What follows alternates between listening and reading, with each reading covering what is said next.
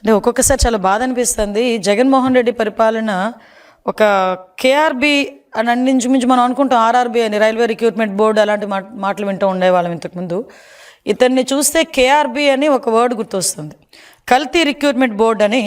దాన్ని స్థాపించినోడే జగన్మోహన్ రెడ్డి, దానికి అధ్యక్షుడే జగన్మోహన్ రెడ్డి అన్నట్టుగా ఈరోజు కొన్ని వ్యవహారాలు అతగాడి హయాంలో జరిగిన సిచ్యువేషన్స్ చూస్తూ ఉంటే ఒక పక్క భయం అనిపిస్తుంది, ఒక పక్క బాధ అనిపిస్తుంది, ఒక పక్క సిగ్గు అనిపిస్తుంది.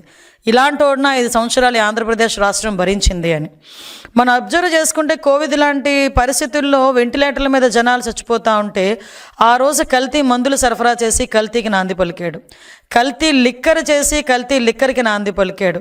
అదేవిధంగా మనం చూసుకుంటే ఇసుకను కూడా కల్తీ చేసి, మామూలు ఇసుకలోని కూడా సముద్రపు ఇసుకను కలిపి ఇసుకను కూడా కల్తీ చేశాడు. ఆఖరికి విద్యా వ్యవస్థని కల్తీ చేసి పరీక్షల్లో కూడా కల్తీ చేసే పరిస్థితి కనిపిస్తూ ఉంది. ఇలా చూస్తే ఓవరాల్గా చూస్తే కల్తీ, ఒక పాలనే ఒక కల్తీ, ఆ మనిషే ఒక కల్తీ. ఇవన్నీ పక్కన పెడితే ఆఖరికి ప్రసాదాల తయారీలో ఉపయోగించే నెయ్యిని కూడా కల్తీ చేసి, అది నెయ్యి కాదు, రసాయనాలతో తయారు చేసిన ప్రసాదం, అలా తయారు చేసి దాన్ని కూడా మహాప్రసాదంలాగా ప్రజలందరూ ఆరోగ్యాలతోని సెంటిమెంట్తోని ఆడుకొని ఈరోజు తిరిగి కళ్ళబొల్లి మాటలు మాట్లాడుతూ ఆ జరిగిన మహాపాపాన్ని తిరిగి ఈరోజు ఎన్డీఏ కూటమి వాళ్ళైన గౌరవ ముఖ్యమంత్రి చంద్రబాబు నాయుడు గారి మీద, ఉప ముఖ్యమంత్రి పవన్ కళ్యాణ్ గారి మీద, అదేవిధంగా నారా లోకేష్ బాబు గారి మీద నెట్టడానికి వాళ్ళు చేస్తున్న ప్రయత్నం చూస్తూ ఉంటే వాళ్ళకి సిగ్గనిపించట్లేదేమో తెలియట్లేదు. కానీ అలాంటి వాళ్ళని 5 సంవత్సరాలు భరించినందుకు ఆంధ్రప్రదేశ్ రాష్ట్ర ప్రజలుగా మేమందరం కూడా సిగ్గుపడే పరిస్థితి కనిపిస్తూ ఉంది. నిజంగా నేను ఒకటే అడుగుతున్నానండి, నిన్న మొన్న కూడా చూశాను, ఎక్కడైనా వాళ్ళలో పశ్చాత్తాపం కనబడుతుందా? ఎవడైనా బయటకు వచ్చి అయ్యో తప్పైపోయిందని లెంపలేసుకుంటాడా? కనీసం బయటకు వచ్చి ప్రజల ముందుకైనా బయటకు వచ్చి అయ్యో తప్పైపోయిందని మాట్లాడతాడా అనుకుంటే, వాళ్ళ పరిస్థితులు చూస్తా అంటే కల్తీ ఎక్కడ జరిగింది అంటాడు ఒకడొచ్చి, కల్తీ జరగలేదని సిబిఐ రిపోర్ట్ ఇచ్చింది అంటాడు ఒకడు వచ్చి, బయటకు వచ్చి ఒకడు జంతు కొవ్వు కలవలేదు కదా అని అంటాడు ఒకడు వచ్చి బయటికి. అంటే ఈ రకంగా తిరిగి అదే మసిపూసి మారేడికాయ చేసి ఆ నెపానంతటిని తీసుకొచ్చి చంద్రబాబు నాయుడు గారి మీద, లోకేష్ బాబు గారి మీద, పవన్ కళ్యాణ్ గారి మీద నెట్టేయడానికి ప్రయత్నిస్తున్నారే తప్పించి ఎక్కడ కూడా పశ్చాత్తాపం అన్నది కనిపించట్లే. నేను ఒకటే స్ట్రైట్ క్వశ్చన్ అడుగుతున్నా. ఈరోజు 1 కాదు 2 కాదు, మొత్తం 4 నివేదికలు ఈరోజు చాలా క్లియర్గా, అరే నాయనా నువ్వు చేసిన పరీక్షల్లో నెయ్యిలో కల్తీ జరిగింది, కొన్ని రిపోర్ట్స్ అయితే అది నెయ్యే కాదు రసాయనాల ముద్ద అని చాలా క్లియర్గా తేటతెల్లం చేసినాయి. ఈరోజు ఫర్ ఎగ్జాంపుల్ 2022లో వైసీపీ గవర్నమెంట్లోనే మీ చైర్మన్, మీ బాబాయ్ వైవి సుబ్బారెడ్డి ఉన్న టైంలోనే ఒక రిపోర్ట్ వచ్చింది, దానికి సంబంధించి పరీక్ష ఆధారంగా ల్యాబ్ రిపోర్ట్ వచ్చింది. అది కూడా సిఎఫ్టిఆర్ఐ రిపోర్ట్ ప్రకారం central food technological research institute Mysore, అందులోని చాలా క్లియర్గా అడల్ట్రేషన్ జరిగింది, కల్తీ నెయ్యి ఉంది, అందులో పామ్ ఆయిల్ ఎక్కువగా ఉంది అని చెప్పి ఆ రోజు రిపోర్ట్ ఇచ్చింది. మరి ఆ రోజు రిపోర్ట్లో నెయ్యిలో కల్తీ జరిగింది అన్నది క్లియర్గా కనిపించింది కదా.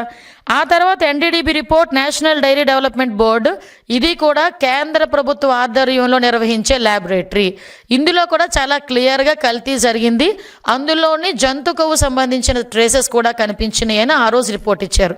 తర్వాత NDRI report, national dairy research institute వాళ్ళు కూడా కల్తీ జరిగింది, ఆ కల్తీ నెయ్యి అయితే అందులో ఉంది, ఉపయోగించిన నెయ్యి అయితే రసాయనాల ముద్ద అని చెప్పి ఆ ల్యాబ్ రిపోర్ట్ కూడా బయటకు వస్తే కొంతమంది అంటారు అందులో జంతు కొవ్వు కలపలేదని చెప్పారు కదా అన్నారు. అందులో కలపలేదని ఎవడు కూడా అథెంటికేషన్ రిపోర్ట్ ఎవడు ఇవ్వలే. చాలా క్లియర్గా వాళ్ళు ఏమన్నారు, ఒక 10% లోపు కానీ కొంత జంతు కొవ్వు ట్రేసెస్ కనిపించాలంటే ఆ టెక్నాలజీ మా దగ్గర లేదు అన్నారు, కానీ అందులో లేదు అని ఎక్కడ కూడా మెన్షన్ చేయలే. అంటే వీళ్ళు ఏం చేస్తారంటే సూక్ష్మ రంధ్రాన్వేషణ అంటారనమాట కొంతమంది. అంటే చేసేది ఏమీ లేక కొంచెం నాటు సామెతలు వస్తాయి, అది నేను చెప్పకూడదు కూడా. అంటే సాధారణంగా కొన్ని సందర్భాల్లో ఉన్నట్టు చదవండిరా బాబు అంటే దాన్ని లూప్ హోల్స్ ఎతికి చదివే పరిస్థితుల్లో ఎన్డీఆర్ఐ రిపోర్ట్ని బేస్ చేసుకొని వాళ్ళు మాట్లాడే పరిస్థితి కనిపిస్తూ ఉంది. ఈరోజు సిట్ రిపోర్ట్, అది సిబిఐ సిట్కి సంబంధించి సుప్రీంకోర్టు నిర్వహించిన ఒక సిబిఐ సిట్, ఆ రిపోర్ట్లో కూడా కల్తీ జరిగిందని చాలా క్లియర్గా అందులో మెన్షన్ చేసింది. నేను కల్తీ జరగలేదు అంటున్న మహానుభావులందరికీ కూడా ఒకటే స్ట్రైట్ క్వశ్చన్, కల్తీ జరగలేదని నీ దగ్గర రిపోర్ట్ ఏమైనా ఉందా? కల్తీ జరిగిందని నేను 4 రిపోర్ట్లు చూపించగలను ఈరోజు. గవర్నమెంట్ పరంగా నేను 4 రిపోర్ట్లు చూపిస్తా. నీ హయాంలో lab report, NDDB report, NDRI report, అదేవిధంగా సిఎఫ్టీఆర్ఐ రిపోర్టు, సిట్ రిపోర్టు, 4 రిపోర్ట్లు నేను చూపిస్తా. కల్తీ జరగలేదు అని చెప్పేదానికి నీ దగ్గర ఏమైనా ఒక్క రిపోర్ట్ అథెంటికేషన్గా ఒకటి ఉందేమో చెప్పు. అంతేగాని నీ దగ్గర ఉన్న రిపోర్ట్ ఏంటో చెప్పనా? తాడేపల్లి కొంపలో ప్రింట్ అయ్యే ఒక సాక్షి పేపర్ ఏమి రాస్తే అదే రిపోర్ట్ అనుకొని బయటకు వచ్చి మేధావులు ఒక్కొక్కడు 30 సంవత్సరాల రాజకీయ అనుభవం ఉన్న వాళ్ళు, 20 సంవత్సరాల రాజకీయ అనుభవం ఉన్న వాళ్ళు, అదేవిధంగా మాజీ మంత్రులు, మాజీ ఎమ్మెల్యేలు రోడ్డు మీదకి వచ్చి బయటకు వచ్చి వెంకటేశ్వర స్వామి భక్తి పార్వశంలో మునిగిపోతున్నామని చెప్తూనే అదే వెంకటేశ్వర స్వామి కొండ మీద మహాపాపం జరిగితే ఆ మహాపాపం తాలూకా నివేదిక గురించి మాట్లాడండిరా అంటే సాక్షి పేపర్ ప్రింట్ అయిన ఒక నివేదికను తీసుకొచ్చుకొని ఇది అక్కడ కల్తీ జరగలేదు అని మాట్లాడతాడు. అరే మీకు అసలు బుర్ర పనిచేస్తుందా అండి? వెంకటేశ్వర స్వామి ప్రసాదం అండి. తిరుమల తిరుపతి దేవస్థానానికి ఎవరైనా యాత్రకు వెళ్ళారనుకోండి, ఆ యాత్ర ఎప్పుడు పూర్తవుతుందో తెలుసా జగన్మోహన్ రెడ్డి గారు? అఫ్కోర్స్ మీకు తెలీదు, మీకు హైందత్వం గురించి మీకు తెలీదు. కాబట్టి కొంతమంది మీ చుట్టుపక్కల ఉన్న వాళ్ళైనా కనుక్కోండి. చాలామంది అక్కడ మీ బాబాయ్ గారు వైవి సుబ్బారెడ్డి అక్కడ చైర్మన్ చేశారు.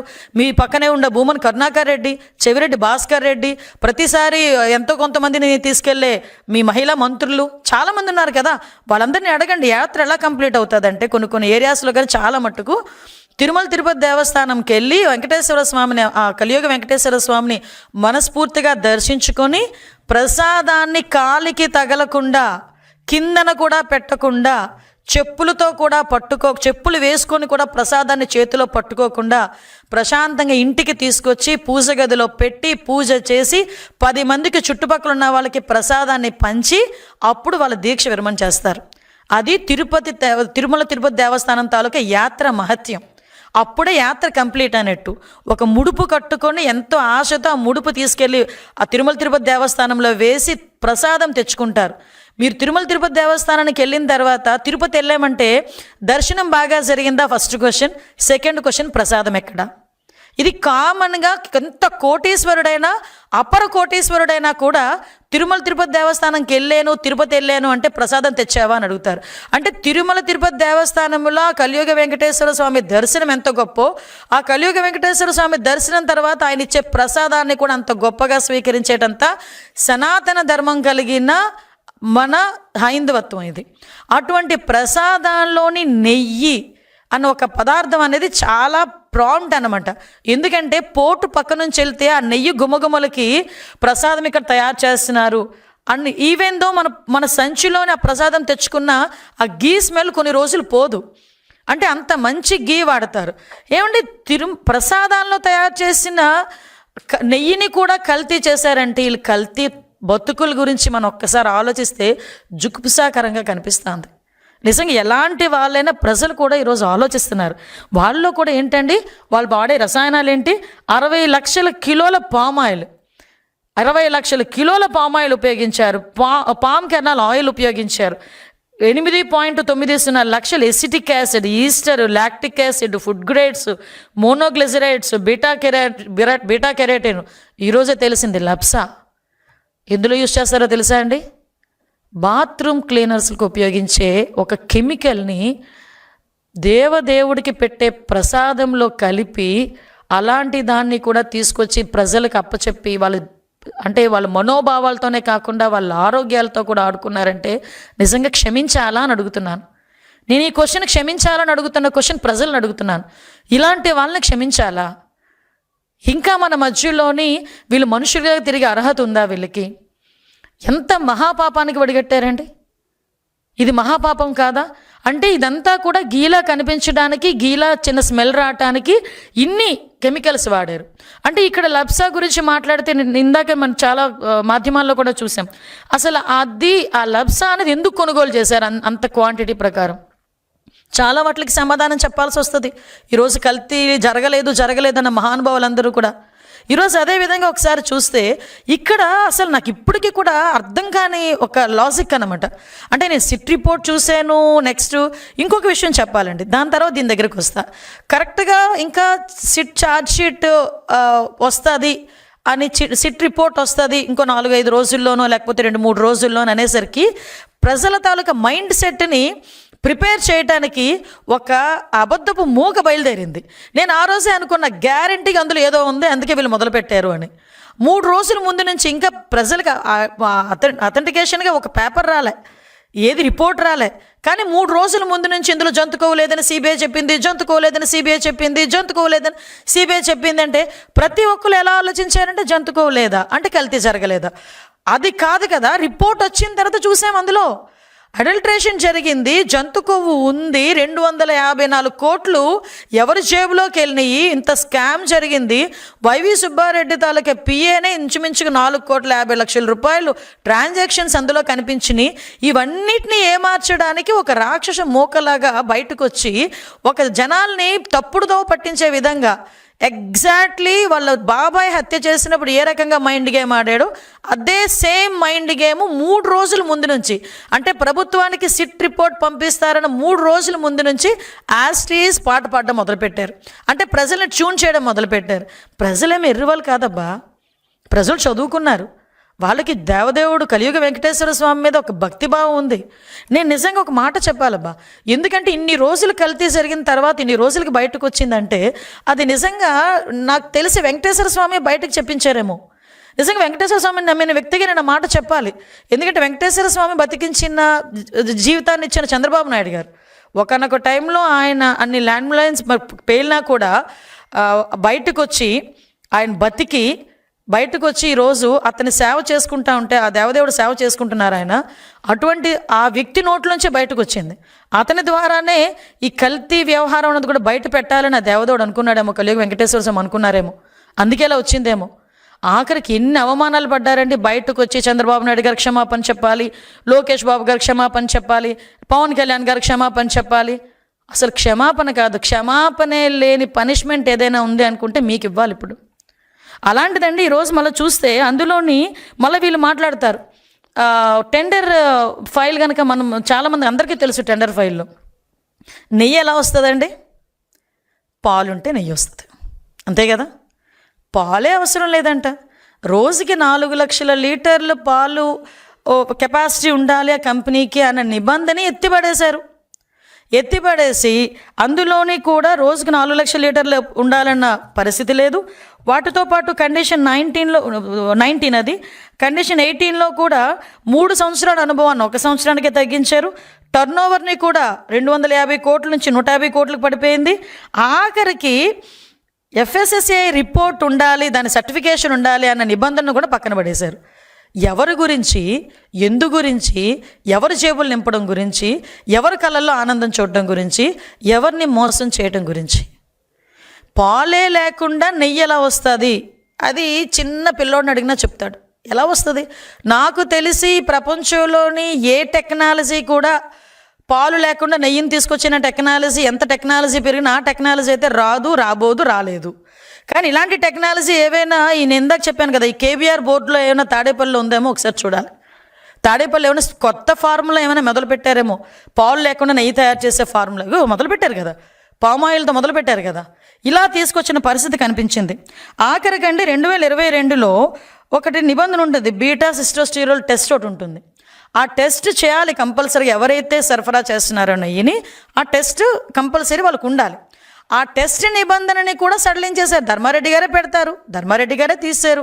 ఎందుకోసం తీశారో తెలియదు, ఎవరి కోసం తీశారో తెలియదు, ఎంత దానికి ఖరీదు చేశారో కూడా తెలియదు, ఎవరు జేబులు నింపడానికి చేశారో కూడా తెలియదు. ఎందుకు చేశారని అడిగితే దానికి సమాధానం లేదు.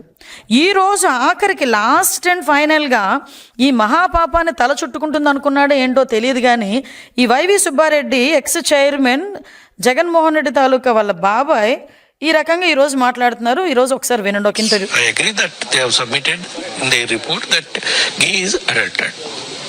And they have also mentioned adulterated ghee supplied because of so many people's involvement and some officers' involvement, some third persons' involvement in the, all those people were named and charge-sheeted also. Ghee is adulterated with some palm oil, some canola oil, some other items, whatever it is, that is found in the CBI SIT report that has been mentioned there. విన్నారు కదండి, నిన్నటి వరకు కల్తీ జరగలేదు అనుకునే పెద్ద మనుషులందరూ ఇప్పుడు ఏం సమాధానం చెప్తారు? అంటే అడల్ట్రేషన్ జరిగిందట, కల్తీ జరిగిందంట, అందులో పామ్ ఆయిల్ ఉందంట, అందులోని పామ్ కెర్నల్ ఆయిల్ ఉందంట, అన్నీ ఉన్నాయని ఆయన ఒప్పుకుంటున్నాడు, ఛార్జ్షీట్లో ఉందని ఒప్పుకుంటున్నారు. కానీ ఆఫీసర్స్ అందరూ చేశారు, థర్డ్ పర్సన్స్ చేశారని చెప్తున్నారు. మరి ఈయన తాలూకా సిగ్నేచర్ ఉండక్కర్లేదా? పర్చేస్ కమిటీ ఎవరి ఆధ్వర్యంలో ఉంటుందని పర్చేస్ చేస్తుందండి? పర్చేస్ కమిటీ చైర్మన్ ఆధ్వర్యంలో కూర్చోదా? 2022లోనే అడల్ట్రేషన్ జరిగిందని రిపోర్ట్ ఇచ్చినప్పుడు చైర్మన్గా ఆయన ఏం చేశాడు? ఆ రోజు ఎందుకు దాని మీద చర్య తీసుకోలేదు? ఇలాంటి వాళ్ళని ఏం చేయాలి? ఇలాంటి వారు ఎవరికి సమాధానం చెప్పాలి? ఈరోజు ఏదో బయటకు వచ్చి చాలా ఏమీ జరగలేదన్నట్టుగా లైట్గా మాట్లాడి వెళ్ళిపోతే దానికి సమాధానం ఎవరు చెప్తారు ఈరోజు? అంటే ఏంటి హైందత్వం మీద మీకున్న కోపం ఏంటి? దేనికి హైందత్వం మీద మీకున్న కోపం? అంటే ఒక ధర్మాన్ని పాటిస్తున్న, ఒక సనాతన ధర్మాన్ని పాటిస్తూ, ధర్మాన్ని నడిపిస్తూ, ఒక అందరికీ నమ్మకమైన ఒక కలియుగ వెంకటేశ్వర స్వామి తాలూకా అంటే ప్రసాదాన్ని రసాయనాలతో తయారు చేసి ప్రజల ప్రాణాల మీదకి, ప్రజల సెంటిమెంట్తో ఆడుకున్న వాళ్ళకి మిగతావి కల్తీ చేయడం ఎంత ఈజీ అవుతుందండి? అంటే ఇప్పుడు 5 సంవత్సరాలు ఒక్కసారి మేము వెనక్కి వాళ్ళ 5 సంవత్సరాల పరిపాలనలో ఏ ఒక్క చిన్నది పార్ట్ తీసినా అందులో కల్తీ ఉంటుంది గ్యారెంటీగాను. అందుకే అన్నాం కల్తీ బతుకులు, కల్తీ మనుషులని. ఈరోజు అలాంటి వాటిలన్నింటినీ మేము అడుగుతుంటే తిరిగి మా మీద ఎదురుదాడి చేస్తూ ఎవడెవడనో పంపించడం, వాడి చేతేమో చంద్రబాబు నాయుడు గారిని, లోకేష్ బాబు గారిని, పవన్ కళ్యాణ్ గారిని తిట్టిస్తే తిరిగి మేము ఏదైనా వాళ్ళని ట్రాఫిక్ అబ్స్ట్రక్ట్ చేసినా ఏదైనా చేసినా మేము కేసులు పెడితే ఆ కేసుల నేపథ్యంలో పరామర్శిస్తున్నానని చెప్పి ఒక 20 కిలోమీటర్లకి 30 కిలోమీటర్లకి కూడా 6 గంటలు 7 గంటలు ట్రాఫిక్ జామ్ చేయటం ఏంటండి ఇది? అంటే ప్రజలు చూడట్లేదు, ప్రజలు గమనించట్లేదు అనుకుంటున్నారా? లేకపోతే మీ సాక్షి మీడియా ఎలివేషన్స్కి ప్రజలు పడిపోతున్నారు అనుకుంటున్నారా? ఒకటి మాత్రం నిజమండి, ఎవరితోనైనా పెట్టుకోవచ్చు కానీ వెంకటేశ్వర స్వామి మాత్రం పెట్టుకోకూడదు. అది చాలా సందర్భాల్లో వాళ్ళ కుటుంబాల్లో కూడా రుజువైన సంగతి నేను ఈ సందర్భంగా గుర్తు చేస్తున్నా.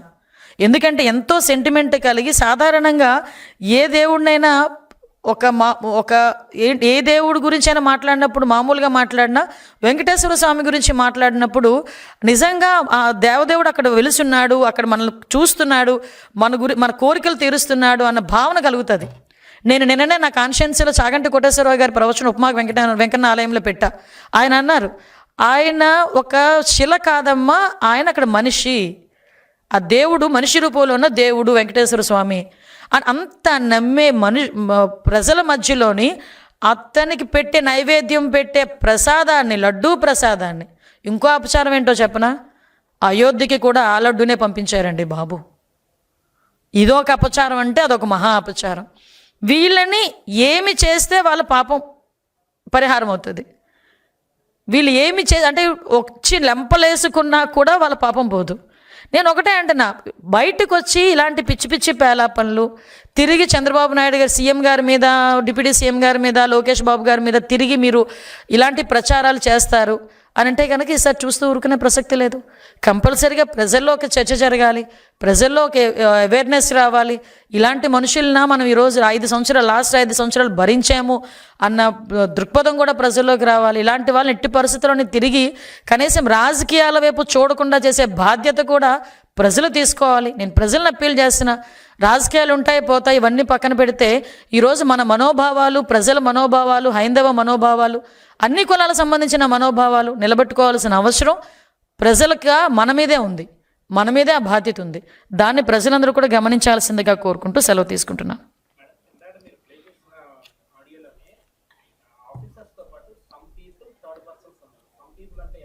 ఆయన అయి ఉండొచ్చు, సింపుల్లీ హీఈస్ ద మెయిన్.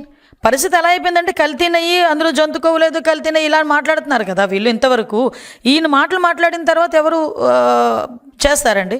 మీకు ఒకటే విషయం చెప్తున్నా, ఇప్పుడు ఏదైనా ఒక వ్యవహారం జరిగిందంటే హెడ్ ఆఫ్ ద ఇన్స్టిట్యూట్నే మనం ఫిక్స్ చేస్తాం, అది కామన్గా.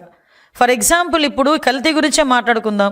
ఎక్కడైనా కల్తీ వస్తువులు, నిత్యావసర వస్తువులు దొరుకుతున్నాయి అనుకోండి, అందులో ఉన్న వర్కర్ మీద, అందులో ఉన్న వాళ్ళ మీద పెట్టాడు, ఆ షాప్ ఎవరిదో చూస్తాడు, ఆ ఓనర్ మీద పెడతాడు ఎవడైనా కేసు వెళ్ళి, అంతే కదా. అలాంటిది ఈరోజు అంత పెద్ద దేవస్థానం, కొన్ని వేల కోట్లు భక్తులు ఇచ్చిన సొమ్ముతో దేవదేవుని కొలుస్తున్నాము, దేవదేవుని సేవ చేసుకుంటున్నాము, ఆ ప్రసాదాలు తయారు చేస్తున్నాము. అలాంటి వ్యవహారంలో పర్చేస్ కమిటీలో వన్ ఆఫ్ ద చైర్మన్ అయినా ఇతను YV Subba Reddy some persons some third persons అంటే హూ ఇస్ దట్ పర్సన్స్? అసలు మెయిన్ పర్సన్ ఆయనే కదా. వాళ్ళ పిఏది ఆల్రెడీ ఛార్జ్షీట్లో ఉందని చెప్పి ఆయన చెప్పుకుంటున్నాడు కదా కొంతమంది ఉన్నారు అని. 254 కోట్లు స్కామ్ జరిగిందని చెప్పి అందులో రిపోర్ట్లో ఉన్నది కదా. ఈ వీటన్నిటి గురించి మాట్లాడడం మానేసి జంతుకో గురించి ఎవడో సాక్షి రిపోర్టర్ ఎవడో అందులో లేదు అని రాస్తే అదే పెద్ద అథెంటికేషన్ రిపోర్ట్ లాగా, అదే పెద్ద కేంద్రీయ ల్యాబ్ లాగా వాళ్ళే తీసుకొచ్చేసుకొని లేదు లేదు లేదు లేదని ప్రొజెక్ట్ చేసేస్తే ప్రజలను పిచ్చోళ్ళ. ఈరోజు మేము రాజకీయాలు చేయాలనుకుంటే చాలా ప్లాట్ఫామ్స్ ఉన్నాయండి మాకు కూడా. మేము రాజకీయాలు చేయాలి అనుకుంటే ఈ విషయం మీద రాజకీయాలు చేయాల్సిన అవసరం లేదు. వెంకటేశ్వర స్వామి ఎవరికైనా దేవుడే, ఎవరికైనా సెంటిమెంటే. మేము తప్పుడు ప్రచారాలు చేయాల్సిన అవసరం లేదు, తప్పుడు ఆధారాలు సృష్టించాల్సిన అవసరం లేదు, తప్పుడు మాట్లాడాల్సిన అవసరం అంతకన్నా లేదు మాకు. ఈరోజు అలా మాట్లాడి ఈరోజు ఇలా పనులు చేసి 151 నుంచి 11 పడిపోయారు. ఇంకా ఇంకా దిగజారిపోతే ఏమో ఆ దేవదేవుడు స్క్రిప్ట్ రాసేయడం ఇంకా దిగజారిపోవాలని వాళ్ళు మనం ఏం చేయగలం?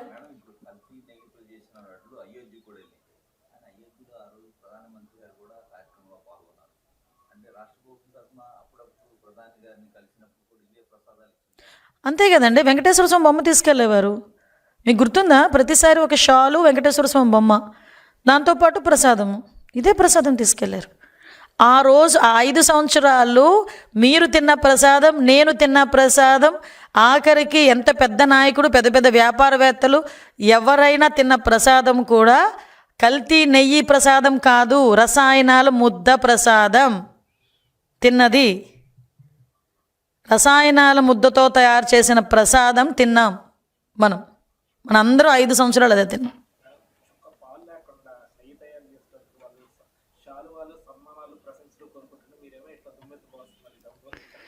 అంటే ఎలా నిజంగా ఒక్కొక్కసారి అప్పుడే ఈ నవ్వు ఆనందంతో వచ్చే నవ్వు కాదు, బాధతో వచ్చే నవ్వు. అంటే ఎంత కాన్ఫిడెంట్గా మాట్లాడతాడండి అబద్ధాలు కూడా. నన్ను శాలువాలు కప్పడం పోయి, నాకు దండలు వేయడం పోయి, నన్ను తిట్టరా, రోడ్డు మీదకి వచ్చి మాట్లాడమనండి. ఇప్పుడు నేను మళ్ళీ అడుగుతున్నా, క్వశ్చన్స్ అడుగుతున్నా. నేను నీ దగ్గర ఏ రిపోర్ట్ ఆధారంగా అందులో కల్తీ జరగలేదని చూపించి ఒక్క రిపోర్ట్ చూపించమనండి. నేను 4 రిపోర్టులు చూపిస్తాను. నేను కల్తీ జరిగింది అని, జంతుకు ఉంది అని ఒక్కడు చూపించమనండి. లేదు అని చెప్పడానికి ఎందుకు నోటి మాటతో? మళ్ళా తిరిగి దీన్ని డైవర్ట్ చేయటానికి వీళ్ళేమో పరామర్శలు అని చెప్పి ప్రదర్శనలు చేస్తున్నారు. దానికి కూడా ఒక అప్పీల్ చేయాలండి మీ అందరికీ కూడా, ప్రజలకి అందరికీ కూడా. ఇప్పుడు ఏంటంటే, ఇప్పుడు నేను నిన్న కూడా మాట్లాడాను, ప్రజలు రాజకీయాలు ఉంటాయి, రాజకీయాలు అన్నీ అందరూ చేస్తుంటారు. కానీ ఎవరు రాజకీయం చేసినా, ఎవడు రాజకీయంలోని అధికారంలోకి రావాలనుకున్నా ప్రజా సంక్షేమం గురించి, ప్రజల అభివృద్ధి గురించి, ప్రజల తాలూకా భద్రత గురించి, ప్రజాక్షేమం గురించి, ఇదైతే అల్టిమేట్, అంతే కదా. కానీ ఈరోజు అదే ప్రజల్ని ఇబ్బంది పెడుతూ 20 కిలోమీటర్ల ప్రయాణానికి 7 గంటలు 8 గంటలు తీసుకుంటూ ట్రాఫిక్ అబ్స్ట్రక్ట్ చేస్తూ ప్రజల్ని ఇబ్బందులు పెడుతూ క్లియర్గా ఉన్నా కూడా కావాలని నెమ్మదిగా వెళ్తూ 2 కిలోమీటర్లు 3 కిలోమీటర్లు కూడా 2 గంటలు 3 గంటలు చేస్తూ ఏమి సాధిద్దామని.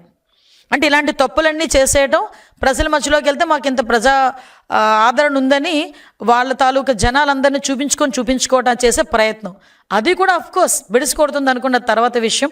దీని మీద కూడా ఏం చేయాలని ఒక చర్చ అయితే సాగుతుంది.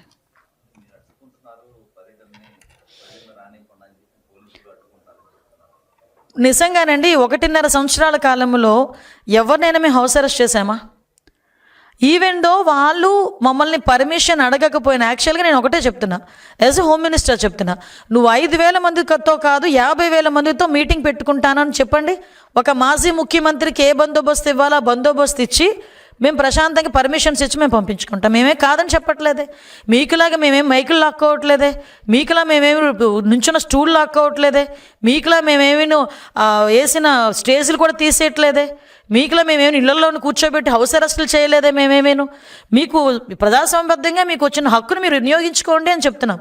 వినియోగించుకుంటూనే ప్రజల్ని ఇబ్బంది పెట్టద్దు అని చెప్తున్నాం. మేము ప్రజలకు ఇబ్బంది కలిగే పరిస్థితి చేయొద్దు.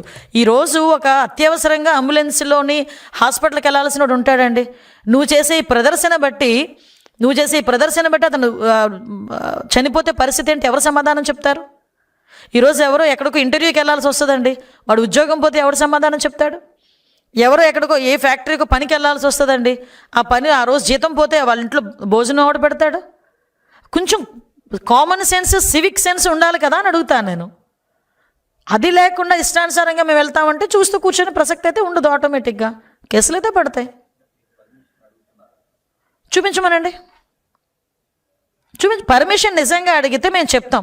ఎన్ని కార్లు వెళ్తాయి, ఎంతమంది జనాలు వస్తారు, దాన్ని బట్టి మేము బందోబస్తు ఏర్పాటు చేసుకుంటాం, మేము అడుగుతాం.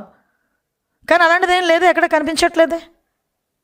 మేము ఇంటిమేషన్ ఇస్తారు, మేము పలానా దగ్గరికి వెళ్తామని. అంటే మేమే ఇంతమంది వస్తారేమో అనుకొని మేమే పెట్టుకొని ఎవరైనా ఎక్కువ మంది వస్తే ఆపితే పోలీసులు తోస్తున్నారు, పోలీసులు అని చెప్పి మాట్లాడుతూ ఎవడో రప్పా అని చెప్పి నోటుకొచ్చినట్టు మాట్లాడినా మేము నోరు మూసుకొని ఊరుకోవాలా? మళ్ళీ తిరిగి పోలీసుల్ని, ప్రభుత్వాన్ని మీరు అడ్డుకుంటున్నారని మాట్లాడడం సబబా? అది ఒకసారి కామన్ సెన్స్ కదా అది.